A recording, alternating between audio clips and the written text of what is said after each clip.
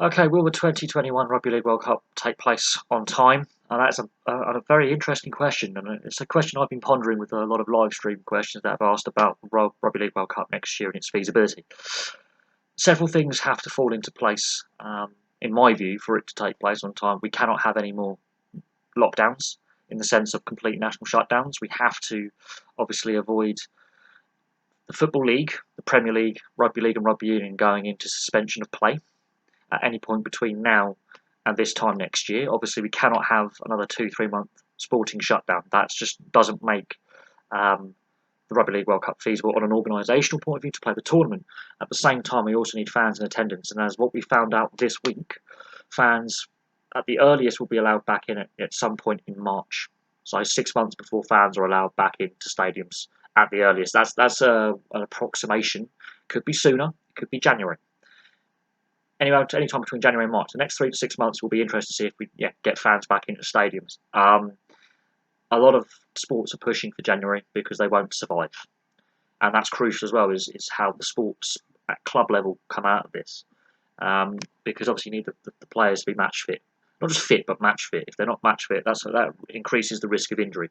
And a lack of fans in the stadium will affect the optics for the broadcasters because they're trying to obviously grow the game and sell the game to an international audience. We're looking at the US and Canada as well.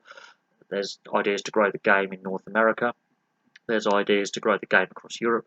So the broadcasters obviously want to have as many fans in the stadium as possible so it looks like a healthy product. We know there's a fan base. We know people are very passionate about their clubs and the national sides, Australia, New Zealand, England, the South Sea Islands, Ireland, for example, Scotland. There is a passionate fan base there. They want to grow that. So, and some of the stadiums they've chosen are big stadiums like Old Trafford and the Emirates. They're 60,000, 75,000 seat stadiums. To only have them at a limited capacity is not a good optics for TV. So the TV companies will be putting pressure on the government and the organisers to allow more fans in. Also, next year is a very clustered sporting calendar with a lot of postponement of big international sporting events like Euro 2021 being pushed back from Euro 2020, pushed back 12 months, and the Olympics in Tokyo. Those are massive sporting events that have been delayed because of the pandemic. So that's another interesting thing. At the moment, the organisers have not said that they're pushing back the tournament or they're delaying the tournament. There's another thing that is also crucial for the Rugby League World Cup taking place on time, and that's what happens in the NRL in Australia and New Zealand. If the NRL has to go into a similar shutdown like it did this season, shut down for a couple of months, and then have to reconfigure the second half of the season at State of Origin, if State of Origin was to take place in October or November, or finals be played later into October, November, that then creates a problem again for allowing players to be available to play for international teams, because there are players who are playing State of Origin who are also eligible to play for South Sea Island nations like Fiji, Tonga, and Samoa. And so player availability, so the best players can be available for their national sides, that then creates a problem about selection, and it will create a clash. So it's reliant on leagues not having play suspended. It's reliant on fans, I think, being allowed back into stadiums in large numbers, because the investment from the organisers and the RFL had to go to the government for state aid during this period as well. So they want to recoup as much money so they can pay back that loan to the government.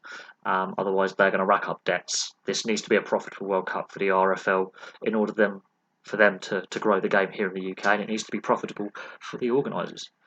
Because there's a lot of businesses attached to organising a big event like this. There's a lot of events organisation companies that will be relying on this. There'll be a lot of local restaurants, hotels, cafes, shops, local industry and commerce will be relying on this World Cup to have fans in attendance to support the local economies of the host towns and nearby the stadiums. So there's a knock-on economic impact that needs to be considered if they delay as well, which will have negative economic consequences for those communities where the games are being held and training camps. So there's a lot on the line here. It's more than just sport.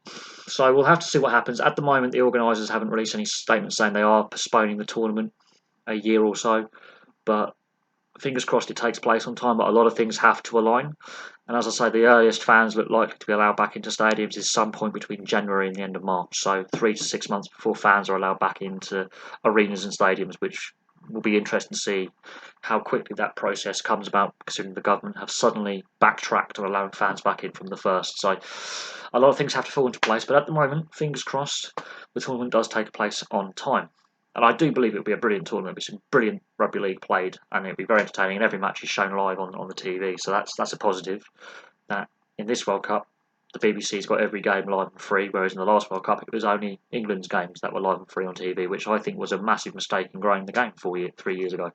They could have done a lot more in growing the game by showing more games live on TV. They chose not to. So there's been a shift somewhat in the thinking to have every game live on free-to-air TV that reaches a wider audience. It seems the RFL have listened to some of the criticism they've had, and they've looked at it and gone, well, we have a chance to grow the game here. So that's another thing to consider, is the TV money. Anyway, thank you very much for watching. Place your thoughts below, and I'll have some more videos for you very, very soon.